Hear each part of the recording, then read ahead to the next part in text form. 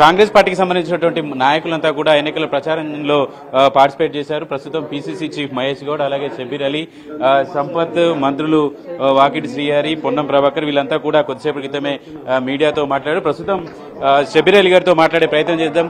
Minority ఓట్లు 1,20,000 పైచిలుకున్నాయి sir. BRS వాటిని చీల్చే ప్రయత్నం చేసింది. ఆ మైనార్టీ వర్గాల్లో కాంగ్రెస్ పార్టీకి ఏ మేరకు బెనిఫిట్ అవబోతుంది, వాళ్ళకి ఏం అప్పీల్ చేస్తారు?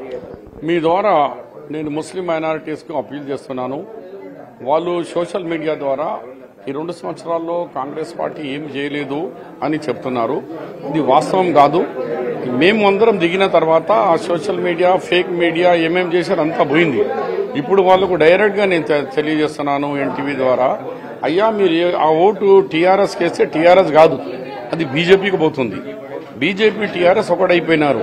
ఢిల్లీలో 14 బిల్లు ఇన్క్లూడింగ్ రాష్ట్రపతి, ఉపరాష్ట్ర ఎన్ని ఎలక్షన్లు వచ్చినా అన్నిటికీ టీఆర్ఎస్ బీఆర్ఎస్ సపోర్ట్ చేసింది. కాబట్టి ఈ పార్టీకి ఓటేస్తే ఇది బీజేపీకి పోతుంది. మీరు కారు గుర్తుకు ఓటేస్తే ఆ కారు పోయి పువ్వు అయిపోతుంది. కాబట్టి మీరు ఇండైరెక్ట్ గా పొరపాటు చేయకండి, తర్వాత నష్టం జరుగుతుంది. ట్రిపుల్ తలాక్ బిల్ కానీ, ఎన్ఆర్సీ బిల్ కానీ, ముస్లిం పర్సనల్ లా బోర్డు బిల్ కానీ అన్నిట్లో కేసీఆర్ వాళ్ళ భయంకి ఈడీ, ఇన్కమ్ ట్యాక్స్ బ్యాంక్ అటు వేసినారు.